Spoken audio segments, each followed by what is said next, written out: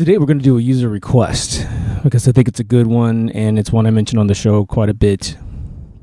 And I'm debating on what to call this because I could call it Magna Carta and just go through the history of Magna Carta and a concept that is not well known to folks called the Strawman theory. And we're going to get to all those things. But what it's really about is the sovereign freedom of man and sort of how we've been duped. We've been duped so hardcore, it is crazy. The Romans used to have a saying that said, let those who could be deceived be deceived. And I think that's sort of how the world works from the top down. Unfortunately, the gullibility that is created to allow one to be deceived is now institutionalized into the minds of most humans. So no one really has a chance. I mean, you have to luck out. You got to know some people that are willing to talk some sense into you, being an MK Ultra Radio subscriber. Otherwise, you're going to be just lost in the world. You won't know who you are as a human being. You won't know anything about how you exist on the planet legally. And today we're going to go through that. But as I look at things, I wanted to share with you, because I'm always telling you guys to look at things from a 90-degree angle, right? So this is the normal path of thinking, and every once in a while you need to do one of those, or you need to branch out, right? Here's how I do that with this particular subject. So one could just rifle down the history of people looking for their rights. But for me, it's more interesting to find out, how the hell did we get here? What got us to this point where we lost the freedoms that are imbued on us by merely existing, at least in human form? And so my brain goes all the way back to the inception of mankind. It's not important how we got here, but let's just throw out the three that we always talk about on the show. God put you here, Adam and Eve, you crawled out of the tree like a monkey, or you were spliced / dropped off by aliens. Doesn't matter. At a really short period of time, we started living on our own, and we started trying to figure out how to exist on this planet. Now, obviously, I'm going to speculate, because that's all I got. Once I get the time machine, we'll make much better episodes, but I'm still raising the money. I did a show on tribalism, which is, like I've said before, is probably some of my best work. It's in audio form on the site under Essay.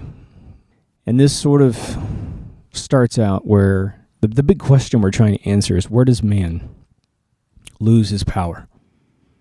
When is the moment when man starts to completely lose his sovereignty? And I think it's a very complex situation, because you have your bully factor, or someone simply bigger than other human beings, and because he can swing a big club, quite literally, he can stop any man from giving him shit, and he can have any woman that he wants in the village. And that's where survival of the fittest was well understood by the cavemen way before Darwin pulled his giant hack, stealing de Lamarck stuff, right? Then you have your academic. I know how to build a water well, and you need water. You're tired of going down to the river and getting it. You're tired of, rivers running dry and everyone dying. So you want to have a well that's protected. It's a stream of water underneath the earth. I'm going to use a divining rod to figure out what the electricity comes up from the well of water, which is like I said, the aqua ravine that the pyramids are built on. It really works, okay? If nothing else, the crust loses its density because there's a water passage in there, and more of the electricity from the earth pushes through. All right. So you protect that guy who knows that stuff. If you kill him or hurt him, you're screwed, right?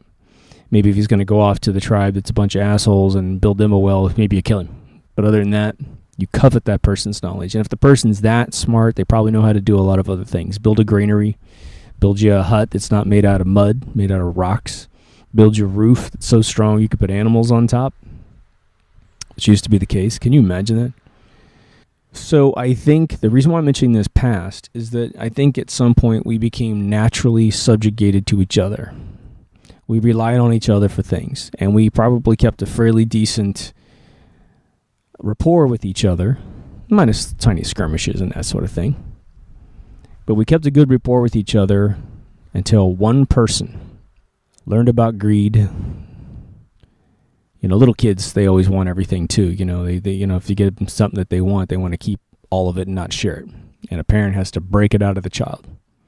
If you try to get food from a dog, you'll see dogs get quote unquote greedy. Even, it's that bone. It's that same thing where they're willing to bite your hand off.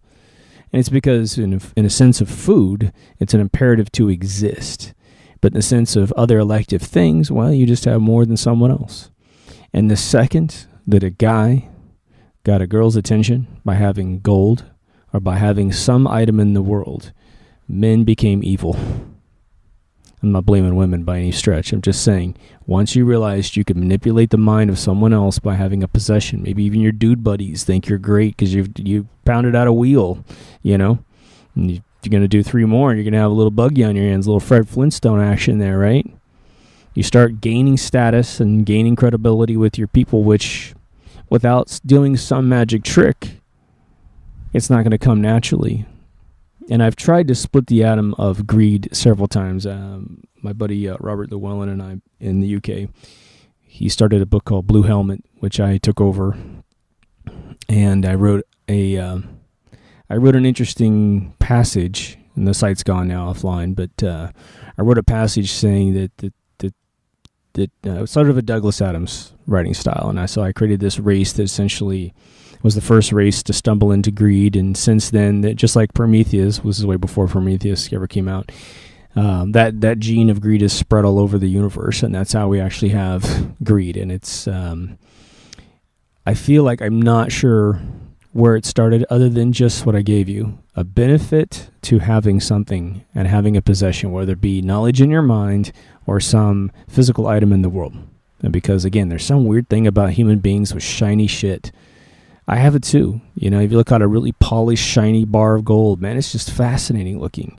Even beach glass is like crazy when it gets wet. I got a little jar of beach glass I collected, 25 years ago in Oxnard, California. All these cool reds and blues, and when they dry in the bottle, you look at them and go, why am I saving that? That is ridiculous. Why I still save that? And you pour a few out in your hand 20 years later, and you get them wet in some water, and they just glisten, and you're like, oh, that's why I keep these things. They're shiny. There's charters in our programming, and I'm not quite sure why they exist, but they exist. It's like seeing something shiny for some reason, like chrome for some guys is really big. I'm a chrome addict too. But it's just like the neural synaptical firing in the brain is the same as cocaine, right? All right, we're going to get focused here. We know of certain places in history where society was very regimented. The Sumerians, 4500 BC at a minimum, were so unbelievably well organized and amicable to each other that they had very peaceful, long stretches, thousands of years of peace without any crazy manipulation and propaganda necessarily. You had merchants that they had money, and they had ledgers, and farmers had, almanacs on how the crops grow and when to grow them. You had people that had hospitals that had medical regimens of what to feed you, what herbs to eat, and drink a beer at the end. It was almost always in the recipe. It was cool. How to make beer was in recipes.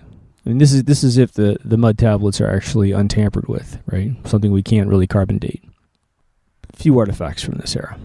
But then you move up to the Egyptians, and you have a very well trackable society, right? I won't go do a whole Egyptian digression, but that they were very civilized. They had temples and tombs and pyramids, which we think were, power amplifiers.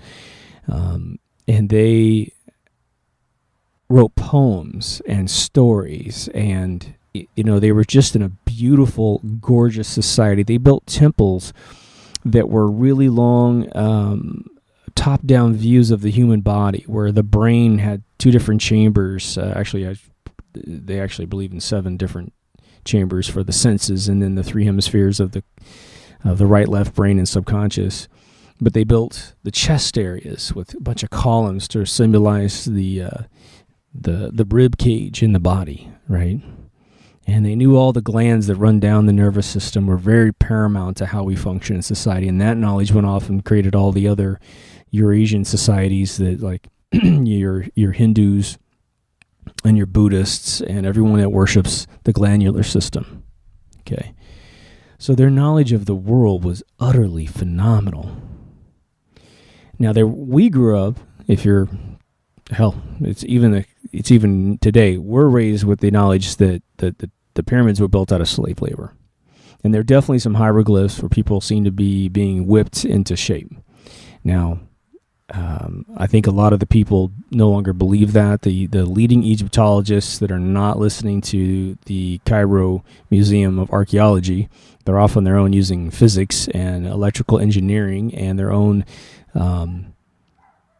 linguists to study all kinds of different associations and bring things together like never before. It might just be they had a penal system that if you broke the law, you had to do something. And these hieroglyphs may have just been, if they weren't forged, right? And I always think hieroglyphs that have black people in them or any derivative of black people, definitely not forged, because they would have been forged by Christians and they would have wiped out the race that they are most terrified of, right?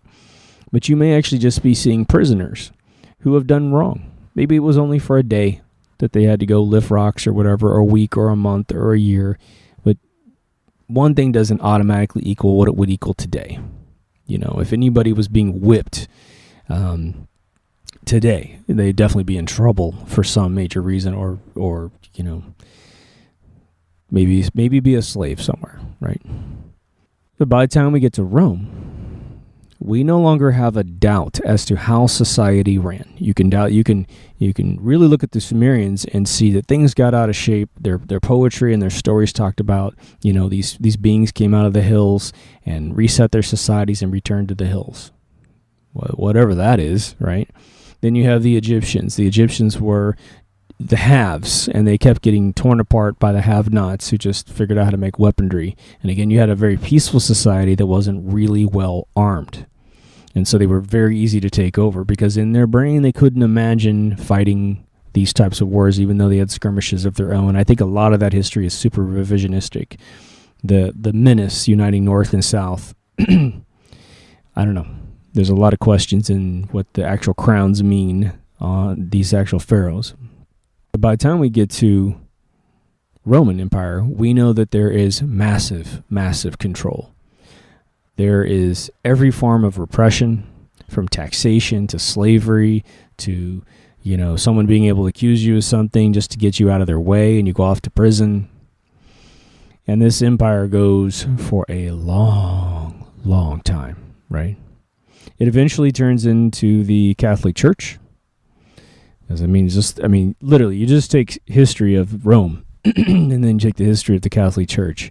And as every senator disappeared, you had a saint pop up in the church. You know, I mean, this is this beautiful transformation of power, just this handoff as they said, oh, no, we're not doing that anymore. That's not the scam anymore. The people tax themselves now because we've convinced them to do it by telling them this story. So no longer do the legions need to pound it out of them. They do it because God said they should. And we're going to run this whole crusade thing first to get a bunch of people in war to fight for this cause that they barely understand. And then after that, we're going to go through inquisitions to force their minds into believing this stuff. And 1,000 years from now, they won't know the difference. Bingo. But during this era, the way I like to look at the Roman Empire and sort of the lunacy out of Europe, and I don't mean the people, I just mean the monarch class structure that developed and evolved over time. It's really brute force bullying that makes everything we're about to talk about happen.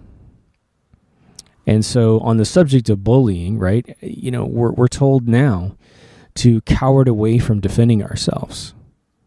You're told that having a gun to protect yourself is a bad thing. Like you're an asshole if you have a gun. But our armies have guns. Our politicians have guns. All the illegal criminals out there. Illegal criminals. Is there good criminals? No, all the criminals out there have guns. But you're an asshole if you want to defend yourself from these odds. It's really strange. But every one of us has had certain levels of brainwashing to give up these sorts of things. And that's what this show's about, to stick it back in your brain and go, hey, don't forget humanity. Rome ruled with an iron fist. If any culture ruled with an iron fist, it's Rome. the amount of sheer history of individuals that did not want to do what Rome told them to do, and they were persecuted or murdered because of what their country wanted them to do and that they didn't want to do, is off the chain. And what's kind of funny is you look at other cultures, like your Genghis Khans that come across Asia and scream through Eurasia and take over lots of Europe. They were having a blast. They were in charge. They were a unified force. I'm sure they had, people get punished here and there, but these people were into it, man. And Rome just had some crazy white people at the top with, amazing greed and this need to conquer. And they ran around. Now, I may not even exist if they hadn't done what they'd done, being a white person, right? So I may owe my lineage to this defense of Europe, because at times the Muslim nations had almost completely infiltrated and taken over Europe. It's happening again right now, right? I'm not saying that there's a nefarious thing behind it. I'm just saying it's happening. The EU is ensuring that every single country, and forget all this immigration stuff. I made a comment in one of the previous episodes about, this immigration thing, but the Muslim infiltration of Europe has been going on for a decade at least. And they're sweet people, nice people, but at some point the country needs to figure out whether or not they want to give up all of their genetic predispositions. And I think they're coming to grips with this. But just remember, the European Union, that's supposed to be this godsend to the European people, has done no good to any European nation since its existence. It's brought down the GDP benefits to the most powerful country over there, which is Germany. And it's taken all these countries with debt issues and turned them into Cyprus's and Greece. I think Iceland's the only one kind of laughing their head off over there. But just because they're small and insignificant that they get to do what they do. If they were a big player, they'd be destroyed. There'd be a whole Syrian thing over there, right? So with Rome, we had Caesars. And it was not quite the same as a monarch, right? Because the Caesars took a lot of heat. It was almost a bit like what we have today, where they're installed. They have faux power, right? If you think that the Caesars you've read about in history made all their own sovereign decisions, you are sadly mistaken. There was a Senate. There were people that would kill you. And that's why as soon as Julius Caesar knocked up the Roman white girl known as Cleopatra, Ptolemy the Ninth, he was in trouble. He tried to smuggle her into, off to the shoot of Rome to hide her while she had this kid, and all hell broke loose. I think he slept with the woman. I think that was probably one of the biggest rules he broke with the Caesars. But at this time in society, we had two types of people. And maybe there was an MK Ultra listener back then. But you have someone who wants to be told what to do, and then you have someone who wants to tell people what to do. And there's probably a couple people in the middle that are like, just leave me alone. I'm going to do my own thing. But these other two forces were able to create this apparatus around mankind, whereby mankind from, let's just go around the fabled time of Christ all the way up to 1000 AD, stuff got completely and utterly out of control.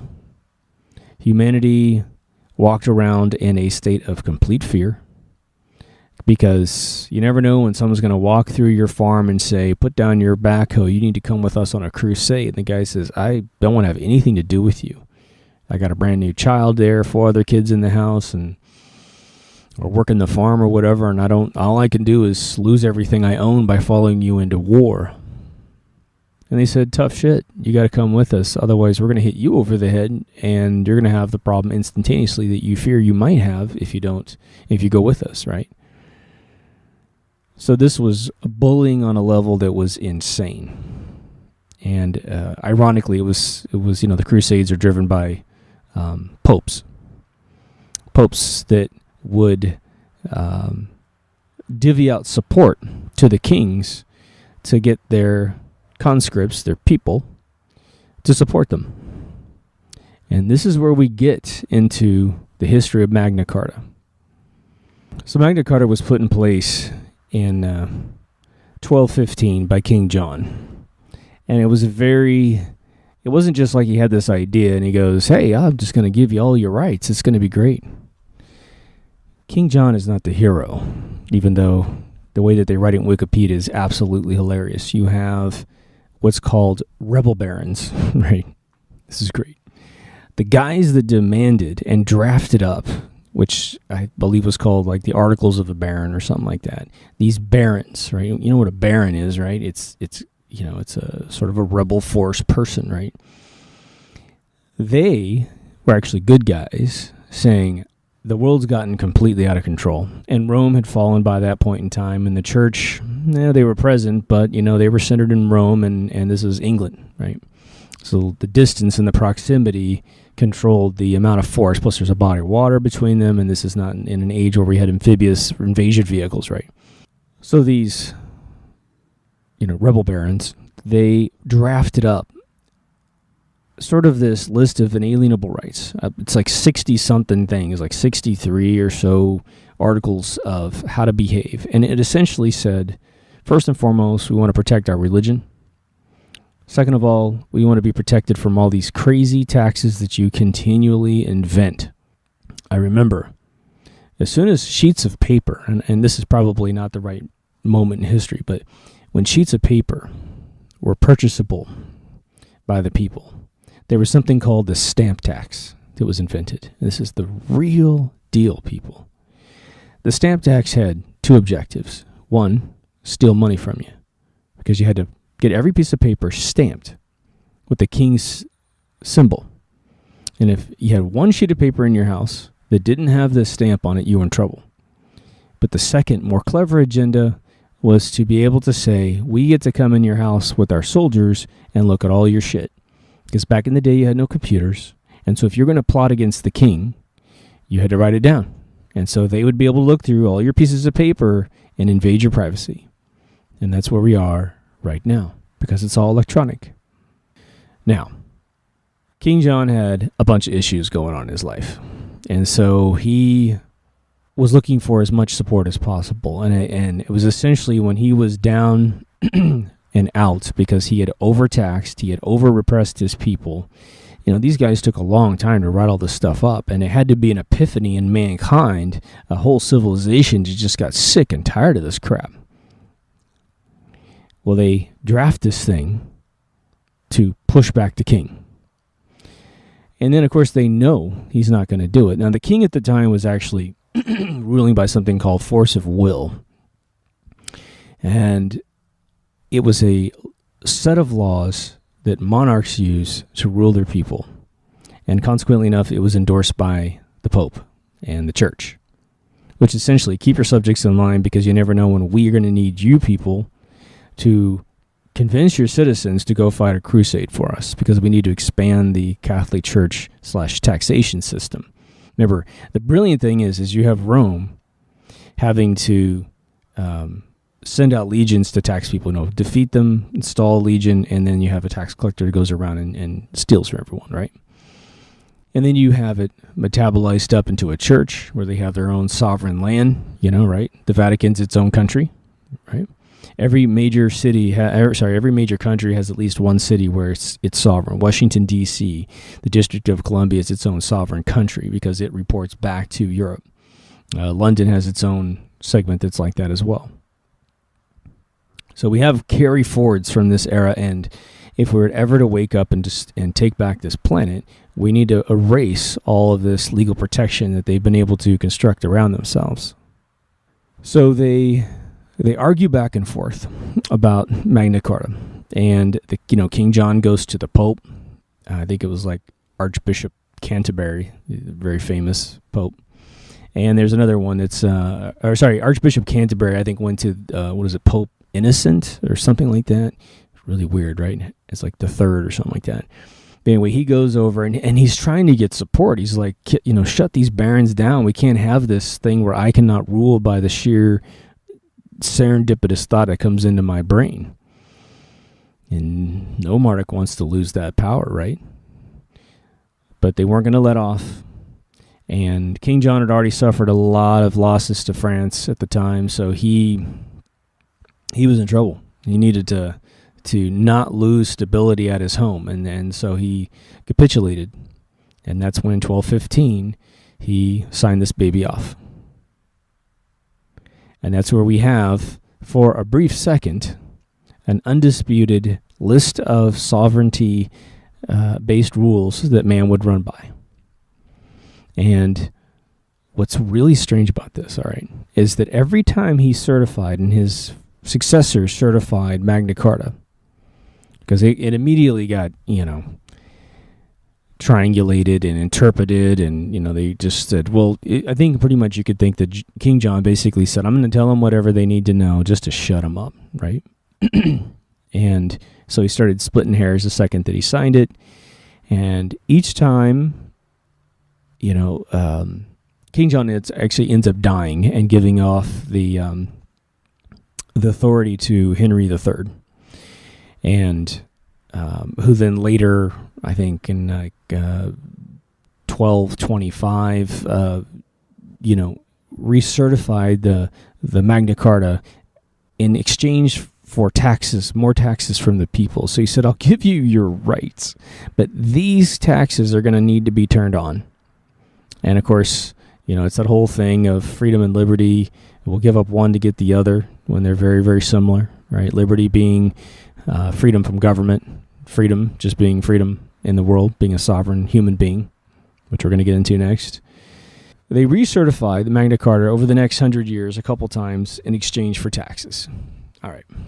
Then the thing just kind of gets beat up for the next 400 years until 1688. They bring it back and they put a stamp in it one more time, saying that this is what we want. But the problem is now the monarchs have gotten really hungry over those 400 years. Right? We've had the Inquisition show them that full-blown repression is just a decision away, right? And that's when the settlers, in 1688, we got a bunch of settlers in America. And they're, the game between Europe and America, especially before we formed the country and gave it a name, you have people that want to escape the tyranny of Europe, which now, again, is now globally growing back. Every single moment, or I should say minuscule mechanism of tyranny that grew up over Europe, say from 0 AD, right down all the way up until, Magna Carta was made and then America was found. All those little tiny erosions of freedoms have all come back now, and it's all due to 9/11. Every bit of it. What is it? London has 10 million cameras now. It's crazy, right? There's no Constitution of the United States of America anymore. Really? We have gun rights at this point, but they're still messing with us on those. Freedom of speech, it's sort of there. As long as you don't make any waves, you can talk and say everything that you want to say. But all the rest of them are gone, right? So this came up into the Americas. We pull off, and the whole thing is to reignite this Magna Carta thing. The Constitution was a byproduct of 1787 by the time it was completely ratified and turned on. Okay. The Revolution War was like 27 years. People think it's like one overnight fireworks show and the whole country's here. No, it's like 27 years at least, right? And some people stress it a little bit higher than that because there were some skirmishes going on and there was a break in between, all this other stuff. Whatever. It was a long, tumultuous battle. You realize that when the first shot is fired, I think it was at the Lexington Bridge, right? The first shot's fired, a child pops out of his mom, and he's 27 years old by the time this war is over. That's a long war, people. People didn't know anything but war in those lives. Okay, just like today. The other thing that's develops over this 2,000-year period, from 0 to 2000, is, a legal system. Now, what's really, really funny about this is that we feel like we need to have some proof that we all made a decision. And we usually call that piece of proof different things like a contract, a law, even a statute, which a statute isn't a law. But we have these mechanisms that we've invented that make something okay to do. It's okay to do this. You can drink at 21. You cannot have sex with girls under 18. This is how they have gained sort of an inroad into the consciousness of man, is to take this legal system, which is written in a language called legalese. Anytime you read legalese, you'll know it, because everything stops making sense. And I'll tell you a little story. Like Steve Jobs refused to sign contracts that were written in legalese, at least for some of the foundational steps of both Apple and Next. People gave him, I think when he did the deal with IBM, the story goes that they gave him like a 120-page contract. And the story goes as he looked at it, he said, "That's nice," and he threw it in the trash and sat down. He says, "I'm looking for like a 4-page thing. If we can't fit this contract in 4 pages, then you've hidden so much bullshit in that contract, it's not good for me." And he's right. There's a line in the original Willy Wonka's Chocolate Factory where the guy says, "Contracts are strictly for suckers," because he makes him sign a contract at the beginning of the show, and sure enough, it is for suckers. It all get, the writing got really tiny at the bottom so you couldn't read it, and when the kid actually got to the end of the day and didn't die, he said, you broke the contract. You bumped into the fizzy lifting drinks machine. I had to be sterilized, and you lose everything. And of course, my favorite scene almost in any movie is when he gives him back to Everlasting Gobstopper and says, "I'm not going to, which the subtext is, I'm not giving it to Slugworth, who's going to give me a bunch of money for it." And that's when Gene Wilder says one of my favorite lines in any film, which is, "So shines a good deed in a weary world." And the story behind that line is that they actually didn't have that line in the script, realized there was a big gap there, that if he just grabbed it off the table and said, "You won the whole thing," it just wouldn't work right. And so they called a writer who I believe from London. They called him, and he was in New York in some acting studio, and they said, or something like that, and they said, we need a line. What's it going to be?" And the guy was like months away from having written this movie. I mean, he'd already written it and moved on with his life, and just, wasn't in his mind's eye, and he's rattled that line off on the telephone, and boom, we have one of the best empathetic, wonderful moments in film. That's where we need to be after we ingest the world, right? So Magna Carta gets in place, and for a glimpse of a moment, people understand what freedom actually might feel like if we can all endorse this thing. And again, it was only in England, and then it was scrutinized the second it was created. So you can imagine how all the monarchs in Europe, France, Spain, Italy, Norway, all these folks, Germany, freaked the hell out, because they're like, "Don't let that shit come over here. We're a force of will mechanism over here, right?" Well, that's why America becomes a huge problem for Europe, and that's why America's, the attempt to disarm America is huge. You need to understand that the same mechanisms that would fight Magna Carta in 1215 are the exact same factions and the exact same families and the exact same psychoses that are fighting gun ownership in America. The second that we can't help the world stay out of tyranny, then it's going to be lights out for the planet. We're going right back. I mean, if you haven't seen THX 1138, I would imagine that's their goal, which will probably turn into Brazil by the time it's over, right? So this legal system manifests over the world, and it goes much deeper than any of you know, which is where I'm going to start talking about the Strawman theory. Strawman is just a word we call, or a title we give, this crazy thing that's occurred. There's a whole group of people out there on the internet. If you look up Strawman, you're going to get stupid definitions that are like clinical definitions, but if you look up Strawman freedom, I think you'll find what you're looking for.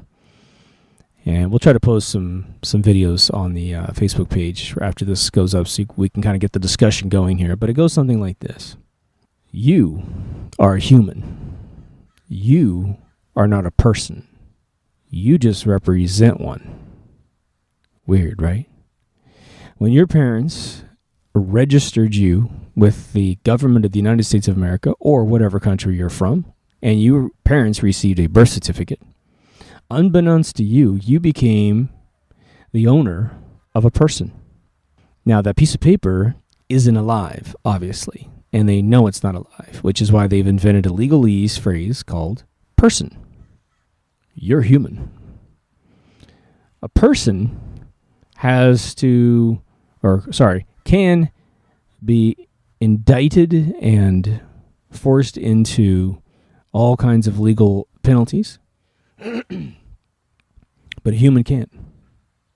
A human, which is what you and I are, the only thing that we are sovereignly bound to is common law. And common law in terms of a human committing a sin to another human is pretty damn simple. I can't kill you or harm you. I can't commit fraud against you. And that handles all that, steal your stuff, that sort of thing. It's really, really simple. But a person has to follow all the other legalese stuff. So if you just simply said everything written on planet Earth in legalese, and everything that tracks an asset in a full cap letter typing inside of a piece of paper, which is surrounded by legalese, right? If you take everything that's legalese and you just push it off to one side and say, all that stuff talks to itself. I'm over here. I'm a human being. I don't have to do anything with that stuff over there. You start to have a perspective how the world really is. So the straw man is the thing that has the copy of your name. We're for legal reasons, in legal terms, you and I are a mixed case version of our name. So you write your name, capital first letters of your first and middle last name, right? That's not a legal entity. All capitals is where you become a legal entity. And that's not what you're able to be physically. So that is a piece of paper off to the side called a person. And that is the only thing that can pay a traffic ticket. That's the only thing that can pay taxes. That's the only thing that can engage in being ruled by law, being suggested by statutes, right? Statutes aren't laws. Statutes are really just sort of, if you believe in the statute, then you can abide by the statute. And if you subscribe to it and you put your person into the statute, then if this person who's vicariously responsible for everything you do as a human, right, it transposes to the person, then you're legally bound to do whatever that your piece of paper person is legally bound to pay the penalties. But it's not you physically, and it's not you legally. You just volunteer to do things on behalf of your person. Your driver's license is a picture of you on a piece of paper of your person. Isn't that interesting? You're loaning your person your image, but you're not legally that person. I know this is starting to sound like who's on first, right? It sounds a little crazy, but it's 100% true. If you wanted your child to be 100% sovereign in this world, doesn't matter what country you're born in, your child's born in, don't fill out a birth certificate. Obviously, there's some benefits that come with a birth certificate, but it's just up to you. You could move to a place in the world where you can just wake up, fish. I got friends of mine who retire. They're not terribly rich or anything, but they save up maybe like $100,000 and they go live in these tiny little islands in the Pacific with their spouse. Typically, they're the kind of people that didn't have children, or if they did, their children are way, way beyond their needs. But they wake up every morning, they cast a net, they grab fish. This is before Fukushima. They catch the fish, clean the fish, eat it. There's all kinds of indigenous fruit and vegetables. They pick that, get their fiber, get all their vitamins, and they go in a loop every single day. It's not for me, but some people do that. And that's a person being a human being outside of the straw man legal obligations. Now, we know how it really works in the real world, right? The tax code for individual wages in the United States of America is an elective, non-statute, non-law amendment to the Constitution known as the 16th Amendment, right? That formed the IRS and this whole thing of the Federal Reserve private for-profit banking system. So no person in the United States of America, and this is just me repeating Aaron Russo's findings with the former head of the IRS, no person actually is obligated to pay taxes on their earned wages. In the Constitution, it's said to be your property. However, you can volunteer. You can say, I'm a citizen of the United States, and I believe my country needs a slice of the pie to defend me, to build my roads and all that kind of stuff. So you can volunteer. and pay taxes. Now, the upshot is if you try not to pay your taxes, this is where we're going to get into the court system here of maritime law. If you try not to pay your taxes, well, you're just going to count the days until federal tax agents show up armed with guns and haul you away and take all your stuff and cash it in at 10 cents on the dollar. When you could have a Ferrari that's worth $300,000 and they're going to sell it for 30 grand just to fuck you over, right? When they could sell for 300, settle your debt, and you'd be out of there. Now, you should do it yourself if you had problems with the IRS, but they're bullies, all right, that most of their workers have no idea that this is actually written in their code as an elective thing. But if you try to take them to court and pull, okay, the documentation from the IRS to say, look, it says here for earned wages, it's optional. I don't have to do this. The court system is already predisposed to know that you're one of these assholes, quote unquote, right, who like sovereignty and all this other kind of stuff, that you're one of these guys that's fighting the system.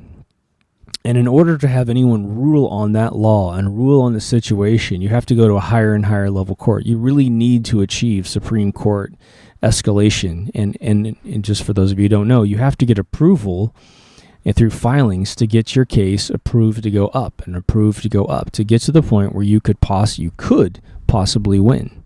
But you'll never be allowed to get to the court level for them to rule on whether or not you're right or wrong. And so you're going to be stuck below that membrane losing. And that's why no one screws with the IRS. It's a bullying organization which is now used as a political mechanism for the Democrats especially to go in and bully organizations that would resist the government in any way, shape, or form. And as soon as it switches to a red guy, it's going to potentially Donald Trump wouldn't do it, right? But don't be so sure. They may be running by a different organization. Maybe they're run by the military-industrial complex, but they're used as a repression mechanism to bully people to do what you want them to do. You just start having problems, right? But that's not what we're going to solve the problem. We're not going right to the tippy top of crime and say, Mr. Al Capone, I think you selling drugs is bad. You're not going to do that. You're going to go systemically up through the minds of man, right? So now let's get into maritime law. And a lot of you are going to go, what the hell are you talking about? There used to be this thing where navies had diplomats on them, and navies would fight tremendous wars because you could pull a whole armada of boats up with those cannons off the side, right? And they could fire, barrage after barrage after barrage into your city, and they would destroy and kill your families until you literally gave up. And this is just the way it worked. And so if you wanted to sign a peace agreement, you needed to meet in one location, and based on the legal system of where you are physically, you would sign some paperwork, some treaty, which was already pre-designed by the winners, right? All right. Now, you would probably assume if I said to you, we're going to sign a peace treaty in my country, in New York City, that whatever laws apply to New York City and the United States of America are going to apply to us while we're signing this agreement. And you would be right. But if I went to your land and said in your area, you would assume that the inverse is true. I'm under your law. And the winners are always the ones that have the flag running over the head, right? They used to push two boats together, and the losers would be pulled over to the winner's boat, and they would sign a treaty under the flag of their country. And the flag was the stamp on the ground on that deck of that ship to say, this is the law system that we are signing this agreement under. So even though something might not be illegal in your country, it is in mine, and so therefore you're capitulating to my legal system. Now, under extreme cases, they bring up a third boat if the French weren't involved, right? The French actually tend to be responsible for a lot of the treaties that we write today because their language is considered a dead language, which means that their French words for their legalese haven't evolved for hundreds of years. And so they say, we're going to write in French because there's no one that can come back later and say, this didn't quite mean what we thought it was because the French definitions changed and So sometimes the French helped. But now You're thinking, well, that's an old story about how people used to settle disputes. What does it have to do with today? What if I told you it had to do with everything today? That everything, at least I'm just going to go from the United States of America. Everything that happens in the United States of America is based on this maritime law situation. The reason why the District of Columbia is its own sovereign country is because it is not governed in any way by the Constitution of the United States or any of its subarticles and amendments. The District of Columbia is run by corporate bylaws of the United States of America Corporation. And every single state, city, town has a Dun & Bradstreet list, and every single state, city, and town is a corporation in the United States of America. You simply are not allowed on the map unless you form a corporation. And once you write your organization in all caps and file it with the United States of America Corporation, you are no longer an owner of your own stuff. When you register your car, you're giving your car to the state. You're actually saying this is your property now. Interesting, right? You know, if you buy a car and you, and again, the law tells, supposedly, right, these car dealerships, that they're not allowed to give you the car off the lot unless it's registered, unless it's been given to the state. It's absurd. You should be able to pick up a car, take it home, and just look at it. You never drive it. It's in your living room. You're some crazy rich guy, and you're just looking at it. You should be able to do that in America, but you can't. Crazy. Because they're going to say, well, that car exists, and if it exists, it has to have a license plate on it. Even if you try to archive the car, you still got to pay for the registration of the car. It's crazy. Your children are the property of a corporation called the United States of America Corporation. The reason why the Supreme Court can rule down onto the Constitution is that they do not answer to the Constitution at all. Every court system in America has a very intense legal system right behind the judge, hanging off a pole, right in plain view. But most of you see it, and you have no idea what you're looking at. Everybody seems to know what the American flag looks like. You know? Even people who hate us know what the American flag looks like. I forgot the woman's name who sewed the first one. I'm not going to try to butcher her name. But the first flags that ever flew over this country just had flag inside them. That was it. It was a border. That was it. Nothing special on the border. And then this legal system came over to infiltrate and destroy this country. And that's when this legal corporation transformation of everything in the United States of America had to be a corporation. Otherwise, it wasn't allowed to exist. Transformed everything. And we have something called the gold-fringed flag. And you're going to get a lot of people have a problem with this knowledge, but it's absolutely 100% a legal distinction between that which is ruled by the Constitution and that which is ruled by the corporate bylaws of the bankers who own the corporation that has a Dun & Bradstreet listing. Okay. The gold fringe flag signifies that once you walk into a room, just like the maritime law thing I told you about, which you think, it doesn't matter to me what these guys did back in pirate days. Imagine that the courtroom that you're walking into, and some corporations have this as well in their lobbies as an honorary symbol. Just think of the floor of the room as the deck of a ship.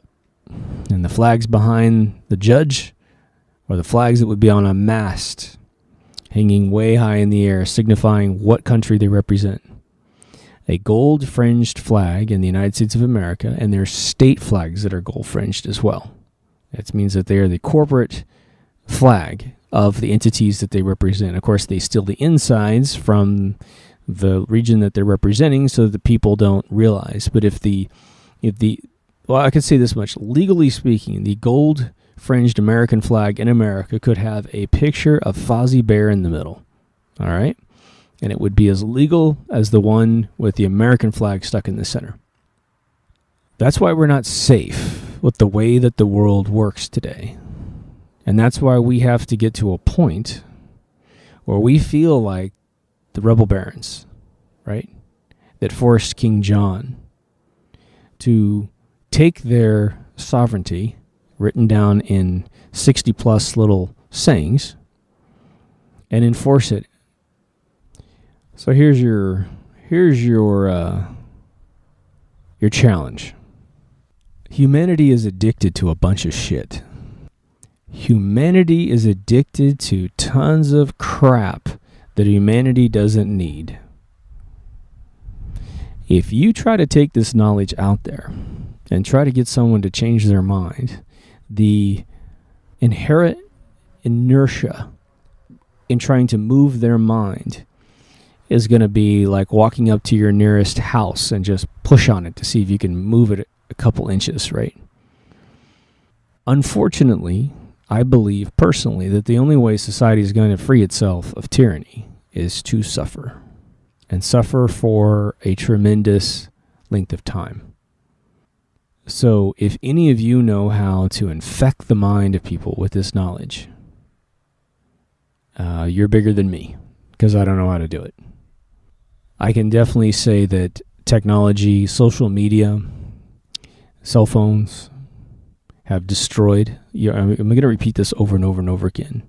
When a phone rang back in the day, you made a decision as to whether or not you were ready to pick it up. Today, we have this nervous tick. Phone rings, I have to answer. People complain a lot about telemarketers. We have caller ID now, and people still complain about telemarketers. You know how easy this works?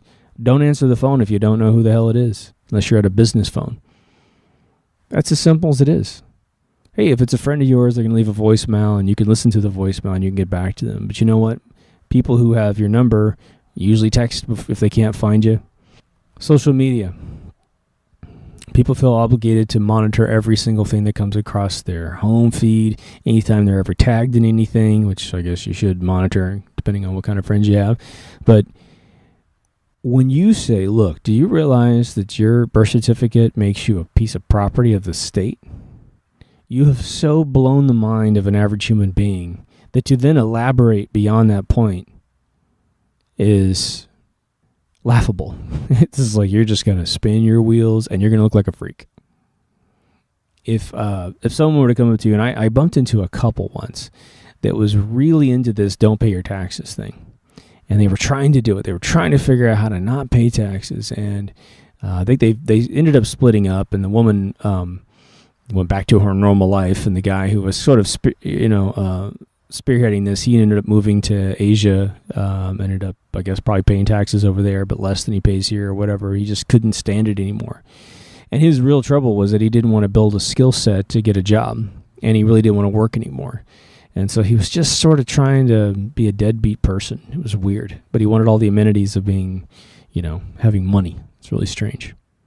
But when you think about this whole problem of freedom and humanity, I want to send you off with some homework, because I'm at a dead end with this in terms of just some magic little cute phrase I can put together for you guys. But here's what I would say. Pull back to the beginning of how you envision man to either have been a pack animal like lions, where there's one dude and like monkeys do it, right? There's one lead monkey and alpha male monkey, and then he gets all the chicks. Maybe we started out like that. But however you transform in your mind the authoritarianism that came across mankind, the subjugation, whether it be willingly subjugated or forced on people, try to get into the genetics of how we slipped up to the point where we actually are now being ruled. And see if you can't figure out a way to put your hand in the water as like a little udder, and curve the boat just a little bit to the point where we can sort of start splitting the atom on this whole thing, because it's a tough one. And what's crazy is it's legally right in our face, right? Conspiracies about the moon and 9/11, it's sort of in your face if you're willing to learn the science to make it in front of your face. But those things are all left up for interpretation. Chemtrails, well, just because they're in the sky, and one guy can say it's WD-40 falling out of the back, right? But what I just talked about, the history of Magna Carta, it's just black and white, other than the fact that they called the guys who wrote it a bunch of assholes by calling them, rebel barons, and they were the good guys, right? You've got the Constitution of the United States of America, which, if nothing else, until 1913, when the 16th Amendment destroyed this country, right? it worked great.